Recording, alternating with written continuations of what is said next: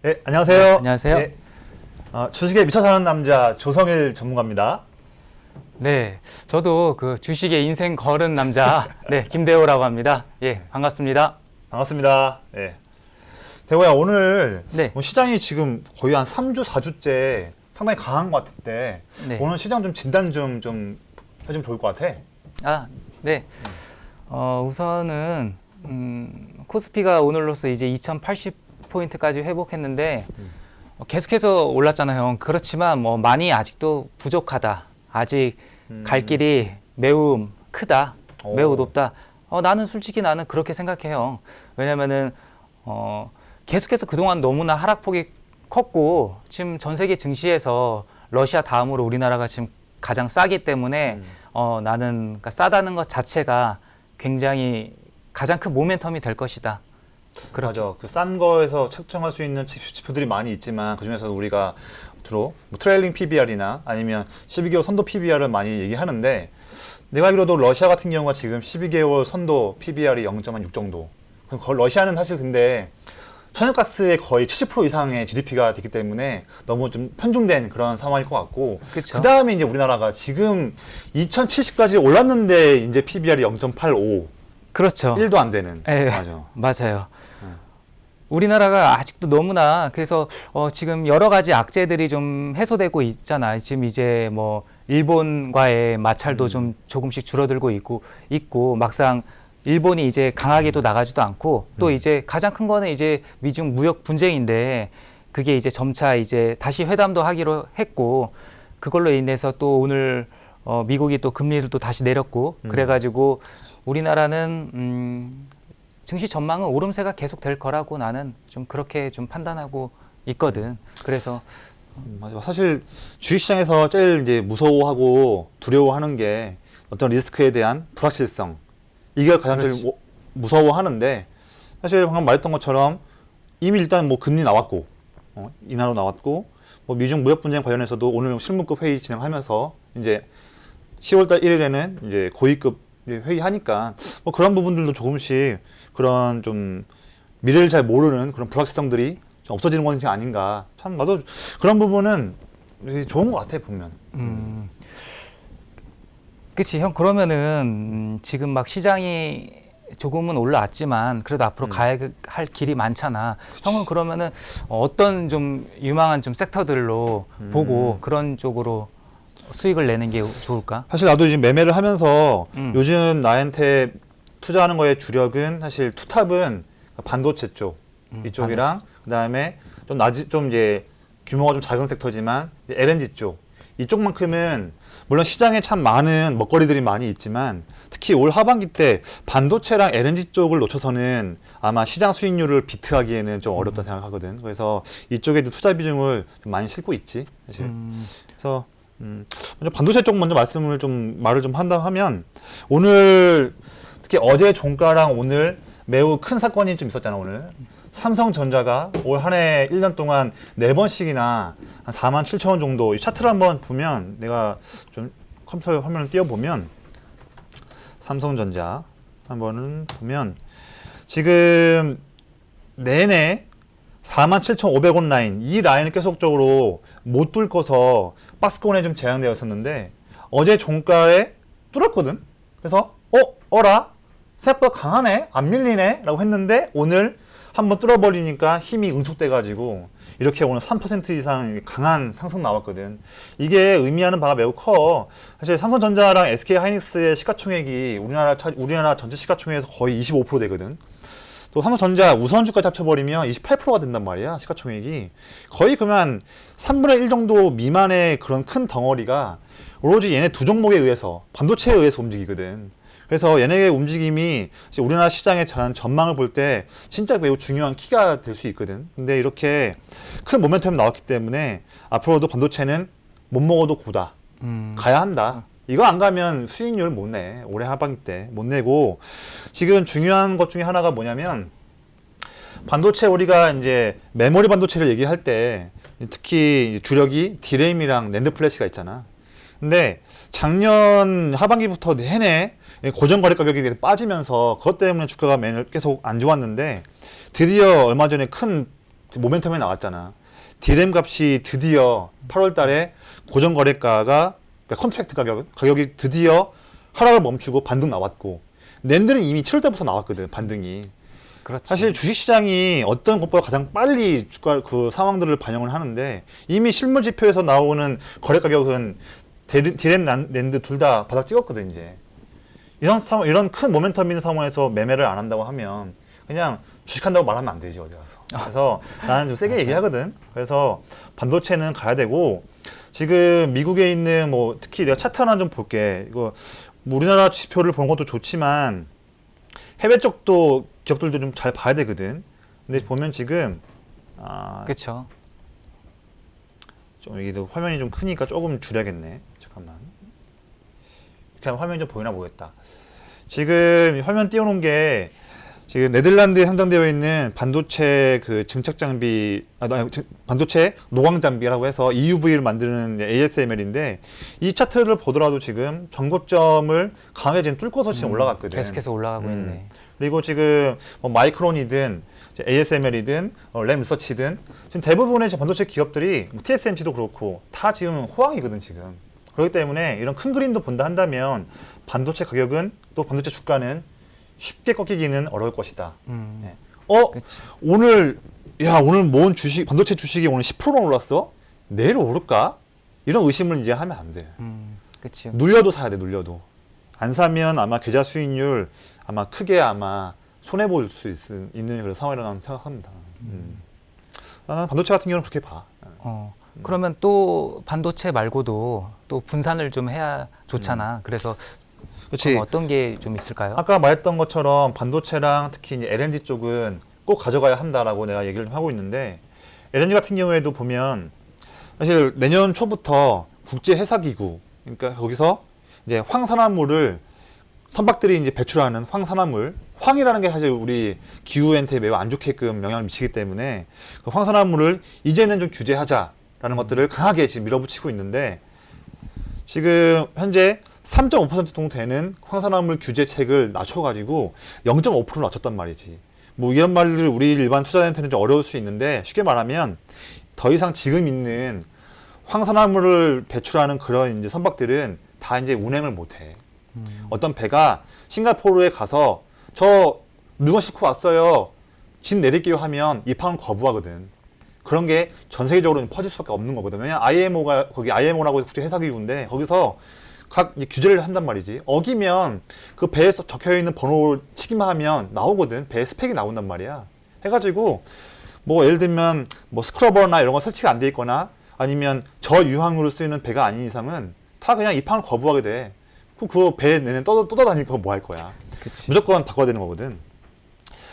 방금 뭐 스크러버 얘기도 나왔지만 사실 그런 지금 전 세계를 떠돌고 다니는 그런 배들이 저유황으로 쓰거나 아니면 LNG를 사용하거나 스크러버 사용을 통해서 이제 그 IMO의 그 규제를 맞춰야 할 텐데 가장 좀 현실성이 있는 거는 LNG 선으로 교체하는 게 좀 더 낫지 않겠나. 물론 돈은 많이 들지만 그게 장기적으로 봤을 때 좋아 보이는데 이 LNG 같은 경우에는 상당한 기술력이 필요한 그런 선박이야. 뭐 중국, 일본 애들 못해. 기술도 없어. 따라도 못해. 걔네가 우리나라에 있는 조선 업체에 있는 일부 직원들을 이렇게 몰래 연봉 줘가지고 스카우트 해도 쉽게 따라올 수 없는 고부가 가치 사람이기 때문에 우리나라가 지금 올 한 해에만 내가 내용을 좀 정리한 게 있거든. 잠깐만. 지금 화면 잠깐 보면 내가 좀 정리해 놓은 물량이 있는데 화면이 잘 보이나 모르겠네. 좀 확대를 해봐야겠네. 이거를. 지금 올해 1월 달부터 6월까지 전 세계에서 LNG 선을 새로 발주를 나온 물량이 24척인데 그 중에 23척, 거의 95%가 우리나라 조선 3사가 다 싹쓸이 갔어.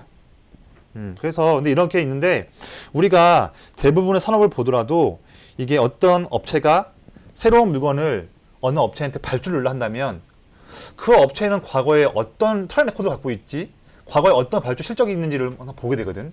그게 또 실력을 가름할 수 있는 잣대가 되는데 이미 LNG에서 작년을 넘어서 올해에도 우리나라 기업들이 다 싹쓸이하고 있단 말이지. 그러면 앞으로도 아까 말했던 것처럼 점점 더 LNG 선을 더 발주하려는 양은 늘어나고 있거든. 이러고 있는데 그 선주들이 누구한테 LNG 선을 발주를 할 거야? 트랙 레코드가 갖춰져 있는 우리나라밖에 없단 말이지. 그래서 그렇죠. 앞으로도 5년, 10년 동안 내내 LNG 선들은 발전을 할 수밖에 없는 상황이 없는데 그 상황에서 우리나라 조선 업체들은 더욱더 많은 물량들을 독차지할 수밖에 없는 시황이 된다. 이거는 매우 큰 산업의 변화거든. 이 시황을 읽을 줄 알고 여기서 초기에 먹어야 됩니다. 되는데 내가 말하고 싶은 거는 LNG 선에 대한 장점을 말했는데 뭐 조선 3사를 매수할 수도 있겠지. 나는 그 부분과 좀 더 나아가서 이 LNG 같은 경우에는 운반을 할 때나 추진할 때 이게 뭐 기화 상태도 좋겠지만 액화 상태로도 좀 보관을 하거나 운송을 할 필요가 있거든. 근데 LNG를 액화시킬 때는 영하 163도까지 낮춰야 되는 그런 부분 기술적 필요가 있어. 그리고 LNG를 액체 상태에서 보관해야 되는 그런 특수한 용기가 필요한데 그걸 우리가 LNG 본행제라고 하거든. 근데 그게 우리나라 기업 중에 하나가 전 세계 LNG 본행제 1위를 하고 있어. 그게 이제 동성화인텍이라고 있는데 독보적인 아주 기술. 완전 1위고 그게 또 대우조선해양이랑 또 미리 좀 이렇게 협력을 잘 했었어 가지고 이미 동성화인텍의 LNG 본행제가 이미 대우조선해양이나 또 다른 조선 업체한테 이미 납품을 했던 실적들이 있지. 크게 보면 우리는 어차피 전 세계적으로 선박들이 LNG 선으로 교체를 해야 되는 그런 시황은 거스를 수 없다. 여기에서 우리나라 조선 3사가 다 그 물량들을 싹쓸이해서 할 수밖에 없는 시황이다. 조선 3사는 LNG선에 탑재할 LNG 본행제를 누구한테 발주할 것이냐. 동성화인텍 아니면 한국카본인데 한국카본보다는 동성화인텍이 만들고 있는 그쪽 관련한 그런 본행제 시스템이 더 낫다고 보고 있기 때문에 동성화인텍이라는 그래서 투자를 하고 있고 최근에 주가가 많이 올랐어. 동성화인텍이. 그렇죠. 보니까 차트 한번 오늘 보면 어제 최근에 계속해서 올랐던 것 같은데. 뭐 지금 정보 8,000원대부터 해서 이번 그렇죠. 9월 달 한 달간만 거의 지금 20% 이상, 지금 25% 이상 오른 것 같은데 지금 보면 뭐 지금 9월 한 달 것만 지금 거의 25.9% 올랐네.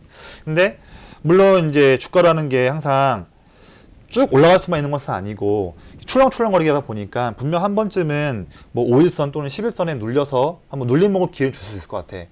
그 기회 때 한 번 나는 더 물량을 추가 매수를 할 계획이야. 그래서 물타기가 아니라 돈 수익을 많이 벌려고 한다면 물타기가 아닌 불타기를 잘해야 그렇죠. 수익을 극대화할 수 있을 텐데 이런 종목 같은 경우에는 실적 되지, 시황 되지, 추세 탔지, 수급 들어오지, 외국인 기관 다 수급 들어오지. 눌림목 매매해야지. 그래서 나 같은 경우에는 앞에 말했던 것처럼 반도체 종목들도 물량 갖고 있지만 특히 두 번째 테마로 LNG에서 나는 이제 동성화인텍 같은 경우는 눌림목 있을 때마다 비중을 더 추가한다고 한다면 나는 올해 겨울에 남들보다는 계좌가 네, 좀 따뜻하지 않을까, 뜨거워지지 않을까 생각을 하네.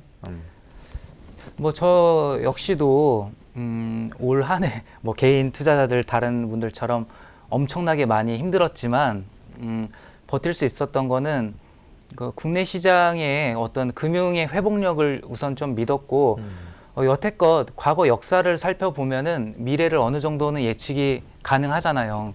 그런데 과거에 그러니까 금융 위기 때도 PBR 한 0.8배 정도 순자산 가치보다 한참 떨어지는 그 가격에는 싸다라는 인식이 있어서 들어와가지고 끝내 그렇게 주가는 올랐잖아. 그래서 이번에도 역시나 08년 금융위기 최저점 그 근처 라인에서 반등 나와가지고 이렇게 나왔는데 나는 그게 무슨 뭐 미중 무역 협상이 잘 되고 그래서 나는 반등이 나왔다라 생각을 안 들고 철저하게 가격이 그 자체가 나는 모멘텀이라고 생각하고 나는 솔직히 그렇게 생각하거든요. 그리고 근데 나는 그렇지만 솔직하게 말하면은 앞으로 계속해서 시장이 어려울 거라고 나는 개인적으로 좀 판단하고 있어요. 시장 어렵다. 장기적으로 어렵다 그런 건 아니고 단기적으로. 예, 그러니까 계속해서 소음은 발생될 수밖에 없다. 왜냐면은 항상 시장은 원래 긍정 요인과 그다음 불안 요인이 공존하는 곳인데 지금 미국 측 대표로 있는 로버트 하이저 대표는 그러니까 85년도에 그러니까 플라자 합의가 있었잖아요. 그 일본을 해가지고 이제 G2인 일본이 그때서부터 이제 추락을 하게 됐는데 그때 그 부대표를 맡았더라고. 보니까 그렇구나. 그렇게 유명한 사람인데 그 사람이 되게 강성이고 거의 약간 좀 깡패 같은 그런 강경하구나, 예, 맞아요. 85년도에 그러니까 일본 대표가 가져온 협상이 마음에 안 들어가지고 그 종이를 그 제안서를 종이 비행기 접어가지고 일본 측 대표한테 날려버린 일화가 있더라고. 그래가지고 미사일맨으로도 그렇게 불리는 그런 강경한 사람이 있고 또 트럼프는 정말로 협상가잖아요. 최대한 유리하게끔. 그리고 그러한 것들로 인해서 그리고 가장 큰 원인은 미중 무역 분쟁이 계속 지속될 수밖에 없는 이유는 일단은 중국 힘이 많이 커졌다라고 나는 그렇게 판단하고 있거든요. 맞아. 지금 말 끊어서 미안한데 맞아요. 사실 85년대에 그때 미국이 본인의 그런 무역 적자가 심하다는 그런 이유만으로 어떻게 보면 아까 핑계지. 그래서 그렇죠. 일본의 싹을 잘랐던 플라자 합의가 있었는데 그 배경을 보면 미국은 본인이 어렵게 얻은 지위가 있기 때문에 아래 애들이 치고 올라오는 거 조금은 봐주지만 어느 임기점을 넘어버리면 밟아야지. 안 그러면 지가 당하거든. 그렇죠. 그 당시 때가 83년, 84년 때가 일본의 GDP가 미국 GDP의 50%를 육박했었어. 그렇죠. 절반 넘어가 버리니까 그 임기점을 삼아서 밟아버린 거거든. 맞아요. 지금 중국 GDP가 미국 GDP의 55%야. 예, 그렇죠. 밟아야 할 때야, 미국 입장에서는. 네, 맞아요. 나도 미중 무역 분쟁이 뭐 크게 봤을 때는 좀 줄어들 수 있겠지만 해결되기는 쉽지 않을 것 같아. 장기전 될 수 있을 것 같아. 왜 그러냐면 지금 처음에는 미국의 민주당 애들도 트럼프가 이상한 말 해버리고 중국을 태클 거니까 처음에는 이상해 했는데 사실상 지금 트럼프가 만약에 내년 대선에 안 된다고 하더라도 설사 그래서 민주당이 정권 잡는다 하더라도 아마 걔네는 더 세게 나올 수도 있어. 그렇죠. 민주당이든 공화당이 상관없이 미국이라는 걸 봤을 때 미국 입장에서 중국이 지금 GDP 50% 이상 넘어가고 있는데 둘 다 공감대가 있거든. 더 이상 봐주면 더 치고 올라온다. 좀 더 올라가 버리면 중국도 지위가 올라가다 보니까 이제 더 못 잡아. 맞아요. 호미를 막을 거 가래로도 못 막는단 말이지. 지금이 딱 그 알맞는 시기야. 그렇죠. 그런데 과거 일본과는 다르게 지금 일본은 경제적으로는 그렇게 부상했지만 패전국이고 핵도 보유하지 않았는데 지금 중국 같은 경우는 인구도 많고 그리고 핵도 보유하고 있고 또 히토류가 가장 큰 무기가 될 수 있잖아요. 맞아. 그래서 전 세계 지금 생산량의 한 90% 이상을 중국이 하고 있는데 그것의 한 80% 정도를 지금 미국이 지금 수입을 하고 있으니까 그런 공격이 될 수 있고 또 지금 최근에는 일본으로 바뀌었지만 얼마 전까지만 하더라도 미국 국채를 가장 많이 들고 있는 채권자가 중국이었잖아요. 맞아. 예. 그러니까 쉽지 않다. 그래서 끊임없이 둘은 싸울 수밖에 없고 그렇게 해가지고 장기적으로 시장을 억누를 수밖에 없다. 그럴 때마다 단기적으로 시장은 요동칠 수밖에 없는데 그게 오히려 우리들한테는 기회가 될 수 있다라고 저는 그렇게 생각을 해요. 고래 둘이 싸우니까 당연히 우리나라는 피를 흘릴 수밖에 없는 거죠. 우리나라가 중국에 한 26% 정도 수출을 하고 있고 그리고 미국은 그 반 정도 수출을 하고 있잖아요. 네, 그렇기 때문에 우리나라는 미중 무역 분쟁에 계속 흔들릴 수밖에 없다. 그럴 때마다 저는 주식을 사야 된다. 가격이 이렇게 저평가되어 있을 땐 좀 그렇게 좀 말씀드리고 대신 장기적인 관점으로 본다라면은 나는 주식만큼 안전한 게 없다라고 그렇게 생각하고 있어요. 그러니까 채권보다도 더 안전하다, 사실은. 그리고 지금 예금 금리가 1.5%밖에 안 되는데 코스피 시가 배당률이 한 2%가 넘어가잖아요.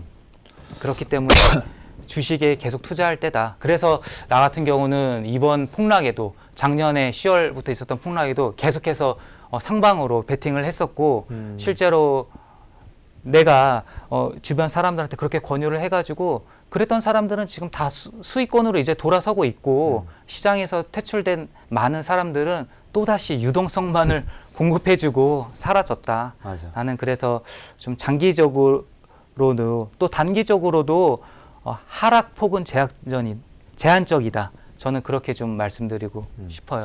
맞아. 내가 이 방송에서 이런 말 하기는 좀 그럴 수 있는데 뭐 네. 개인적인 얘기긴 한데 그 얼마 전에 맨날 이제 예금밖에 모르던 친구가 있는데 네. 물론 걔도 너 직장은 좋으니까 돈은 좀 많이 모았어. 네, 그렇죠. 다 예금에 몰빵되어 있는 친구. 네. 주식이라는 모르는.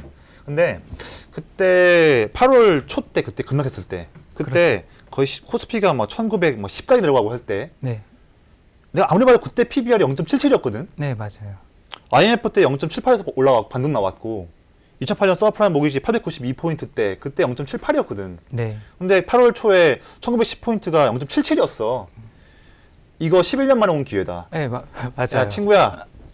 너 내 말 안 들어도 상관없다. 나는 근데 내가 전문가로서 일을 하면서 얻은 지식들이 있고 판단할 수 있는 그런 능력이 있는데 이거를 난 너한테 좋은 제안으로 얘기해 주고 싶다.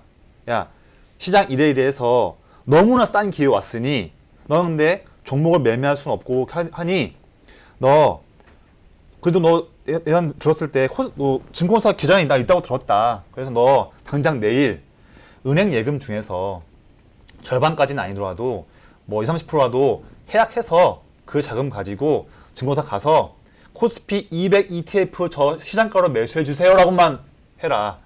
근데 걔가 실천했어. 아, 그러면은 뭐 지금 걔는 그래서 1930포인트인가 그때 코스피 우리 코덱스 200 ETF 그렇죠. 레버리지 아니고 그냥 코덱스 200 ETF 지금 7% 수익이야. 아, 어.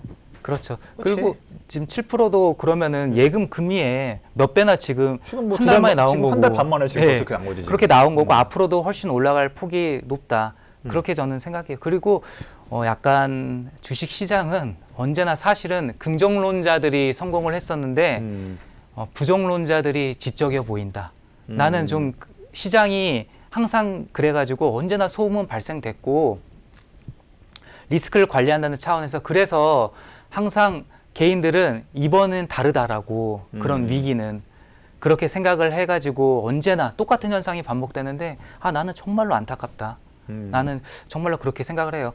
그리고 당연히 저성장이고 그렇지만 우리나라가 나는 성장을 하지 않더라도 주가지수는 올라갈 수밖에 없다. 수급상으로 국민연금이 지금 700조가 넘게 있는데 지금 이제 향후 2041년까지 계속해서 커져가지고 이제 1800조 정도까지 올라갈 수밖에 없는데 인구 구조상 그렇기 때문에 수급적인 요인으로라도 올라갈 수밖에 없고 일본처럼 장기간에 걸쳐 20년 동안 추락한 나라들은 거품이 많이 꼈었다. 거품이 껴가지고 23년간 추락했던 그 가격이 우리나라 지금 최근 그 가격보다도 높다 오히려.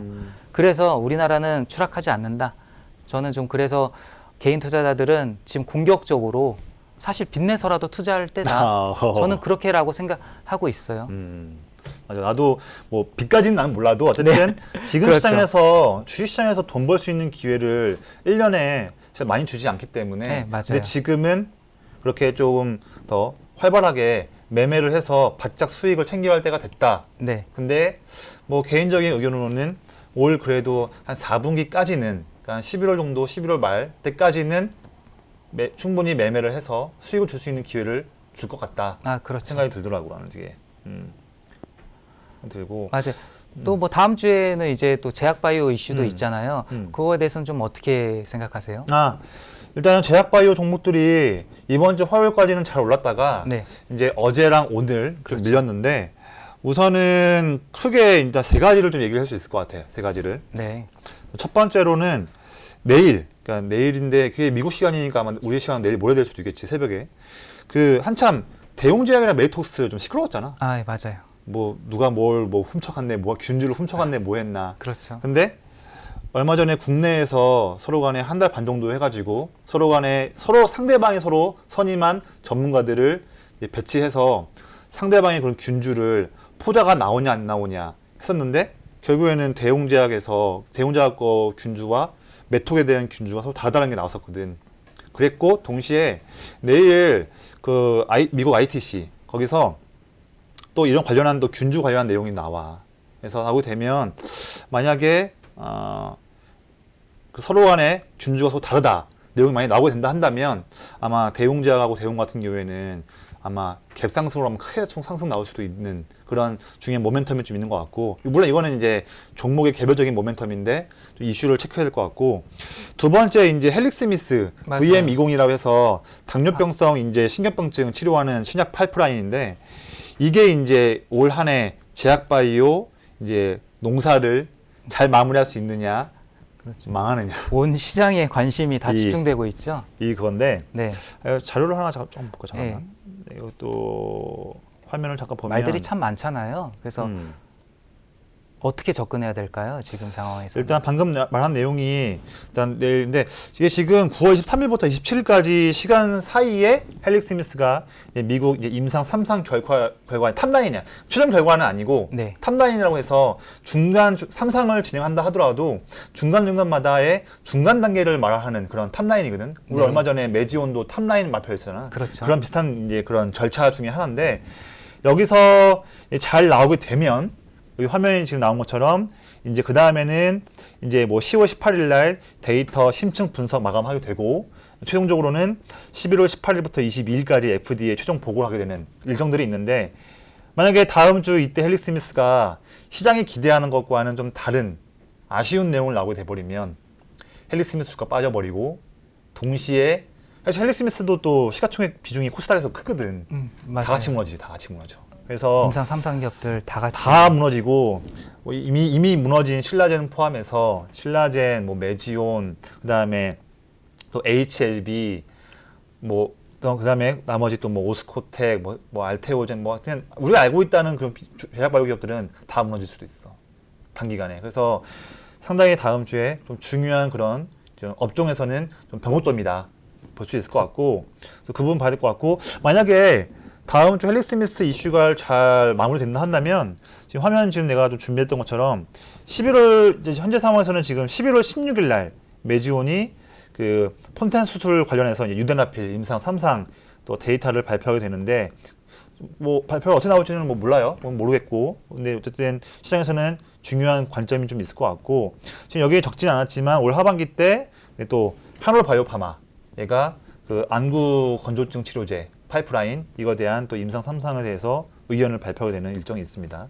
그래서 제약바이오 같은 경우에는 사실 그런 임상 파이프라인의 보유 개수와 임상 1상, 2상, 3상을 통과하는 것에 대한 그런 것에 대한 중요한 이벤트들 사실 이걸로 어떻게 꿈을 먹고 사는 그런 업종인데 그동안엔 너무나 한미약품 쪽에서 몇몇 가지에 대한 것들 라이센스 아웃 반납했고 그렇죠. 또 임상도 뭐 HLB 뭐 실패한 애 많은 얘기 나왔었고 신라젠도 뭐 팩사백 뭐 임상 중단했고 코론 티슈진도 그렇고 너무나 악재들이 많고 퇴계 부정도 있었고 그래서 너무나 악재만 가득했던 시장인데 난 참 개인적으로는 그래도 내가 뭐 제약바이오 전문가는 아니지만 다음 주에 헬릭 스미스가 뭐 좀 좋은 결과를 좀 좋은 보여줘서 좀 제약바이오 어쨌든 좀 올라줘야 코스닥도 좀 올라가고 그렇죠. 우리 같은 좀 산업들이. 트레이더들도 좀 힘 있게 좀 일 좀 하고 할 수 있을 텐데 다음 주에 좀 좋은 결과 나왔으면 좋을 것 같아. 그렇죠. 지금 근데 결과는 예측이 좀 어려운 부분이어서 지금 현재로서는 어떻게 될지 좀 몰라서 지금 그 이벤트성으로 접근하는 거는 어떻게 생각하세요? 이건 정말 단기 대응인데. 아, 네. 진짜. 그렇죠. 사실 단기 대응 같은 경우에는 어떻게 보면 감이 좀 중요하거든. 맞아요. 차트를 읽는 감, 단기 수급과 창구를 읽는 감, 이 감이 중요할 텐데 사실 이거는 내가 뭐 사적에서 잘 알려준다면 뭐 스킬도 알려주고 할 텐데 맞아요. 내가 가지고 있는 스킬들을 근데 왜냐면 방송이다 보니까 말하기 너무 좀 거창할 수 있을 것 같고 사실 화요일까지 올랐다가 제약바이오 종목들이 어제 또 오늘 좀 조정 받았기 때문에 다음 주 월요일날 발표를 하지는 않을 것 같아 헬릭 스미스가. 그래서 뭐 내일이랑 그다음에 다음 주 월요일 정도까지는 그래도 한번 눌림목 반등 정도를 한번 줄 수 있지 않을까. 단기 대신 트레이딩 관점으로. 대신 나도 헬릭 스미스에 대해서 좋은 결과가 나오기를 바라는 사람 중에 하나지만 정말 아무도 모르는 거거든. 맞아요. 어떻게 보면 도박이야. 맞아요. 지금 상황에서는 그렇죠. 그래서 중장기로 제약바이오 종목들을 접근을 지금 하기보다는 우선 정말 매매하고 싶다 한다면 내일 금요일과 다음 주 월요일까지만 매매하는 이틀 정도의 전략으로 단기 대응 단기 대응 하고 관점으로. 일단은 월요일날 장 마감하기 전에 얼마가 됐든 그냥 제약바이오에서는 일단은 숏 치자. 너무 기대감 크게 갖고 있지는 말자. 리스크 관리가 중요하다. 버는 것도 그런 뜻이죠? 헬릭 스미스 잘 나와서 발표한 다음 날에 급상승해도 아쉽지만 그거 내 거 아니야. 맞아요. 근데 주식시장에서 리스크 관리가 가장 무엇보다 중요한데 캐파락 해버리면 그거 누가 그걸 리스크 관리해 줄 거야? 아, 맞아요. 그럼 팔지도 아니거든. 못하는 거잖아요. 어.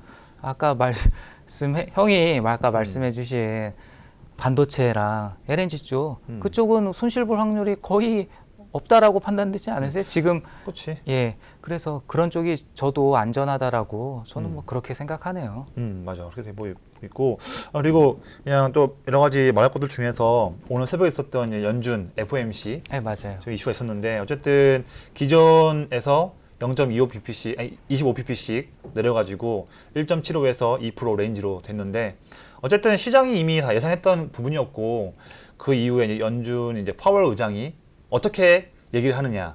또 저번 달처럼 뭐 중간 단계의 그런 금리 조정일 뿐이다. 또는 그러니까 미드 사이클에서 조정일 뿐이다. 아니면 뭐 인슈어런스 컷이다. 보험성 인하다. 이런 멘트를 또 해버리면 시장은 이제 기대감이 꺾이고 또 안 좋을 수도 있을 텐데 한번 금리가 내려왔던 것 때문에 미국 시장 S&P 500이 빠졌다가 파월이 그래도 좀 매파적인 좀 의견 했음에도 불구하고 다시 한번 기대감 때문에 다시 반등했거든. 그래서 어제 S&P 500 보합 마감했는데 일단은 이번 10월 말에도 한 번 더 FOMC 회의가 좀 있어. 네. 지금 한번 화면을 화면을 잠깐 보면 지금 금리 10월 말 때 미국 연준 금리 인하 관련한 확률이 있을 텐데 일단 현재 상태에서는 동결은 57%, 그다음에 금리 한 차례에서 한 번 더 인하하는 확률이 42% 되어 있는데 아마 내 생각에는 금리를 10월 말에도 한 번 더 내릴 것 같고 1.5, 1.75 레인지로 내릴 것 같고 그 다음에 내년에는 많아봤자 뭐 한 번, 두 번 정도 인하할 것 같고 왜 그러냐면 갑자기 금리 인하를 많이 할 걸로 보였는데 확률이 낮아지는 이유가 뭐냐면 최근에 미국 소매 판매 지표도 좀 잘 나왔고 그다음에 미국 물가 인플레이션 지표도 좀 잘 나왔어. 전 세계가 다 어려운데 오로지 미국 경기만 지금 양호해. 네, 좋은 거죠. 6월달, 7월달 안 좋네 했다가 8월달에 또 반등했어. 사실 요즘 트럼프가 파월하고 연준한테 계속 막 욕을 하면서 사실 욕만 안 했지 막 뭐라 하지. 오늘도 네, 무슨 맞아요. 뭐 너의 연준하고 파월은 배짱도 없고 비전도 없고 뭐 나쁜 뭐 그러고 했는데 사실 연준은 애초부터 정치권과 분리된 조직이거든. 그렇죠. 독립성을 유지를 해줘야 되는 했는데 트럼프는 막 나가고 있는데 연준한테는 트럼프가 아무리 뭐라고 얘기를 한다 하더라도 금리를 막 내릴 수 없어. 0.5% 금리 인하 한 번에 못해. 할 수가 없어. 왜 그러냐면 지표가 말해주거든. 사실 연준이 금리를 정책을 펼칠 때 가장 중요한 부분이 우리가 이제 물가 안정과 고용 촉진, 고용 안정. 그러니까 즉 물가와 고용 이 두 가지가 연준의 최대 목표거든. 그걸로 인해서 항상 실업률 데이터를 보게 되고 주간 실업수당 청구 건수를 항상 보게 되고 그다음에 물가 안정을 위해서 항상 소비자 물가 지수와 인플레이션 지표를 항상 보게 되는데 나쁘지가 않아 지금.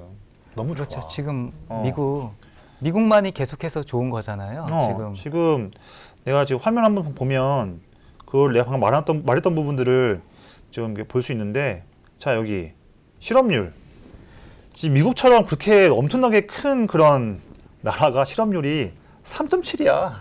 지금 이거 뭐 말 다 했어. 중국 실업률보다도 더 낮아 지금. 고용 안정 됐지. 그다음에 옆에 지금 본 것처럼 주간 신규 실업수당 청구 건수를 보면 내려가고 있거든. 안정적이야. 급등한 거 없어. 그래서 고용 안정은 일단 좀 되어 있거든. 그럼 하나 연준이 금리 더 내리려 한다면 물가가 불안하거나 해야 할 텐데 금리 더 크게 올리기 힘들어. 자, 코어 CPI 핵심 소비자 물가지수 보면 지금 2.2에서 올라와서 지금 2.4야 지금. 더 크게 한번 확대해 볼까? 지금 2.4야 지금. 네, 엄청 높네요. 지금 우리나라 지금 인플레이션이 지금 얼마야 지금? 그렇죠. 우리나라보다 더 지금 높단 말이지. 우리나라는 지금 계속 최근에 지금 소비자 물가지수 마이너스 돼가지고 뭐 디플레이션인데 뭐네 하고 있는데 미국같이 큰 지금 나라가 인플레이션이 지금 더 올라가고 있는 중이거든. 여기서 금리 트럼프가 말한 것처럼 0.5로 한 번에 인하한다? 그 이 시장에서 이 인플레이션 더 올라가면 그거 누가 막을 거야 그거? 그렇죠. 못 막으면 또 트럼프는 또 뭘 할 거거든 연준한테. 너네 때문에 또 뭐 했다. 연준은 애초부터 트럼프 말 안 믿어.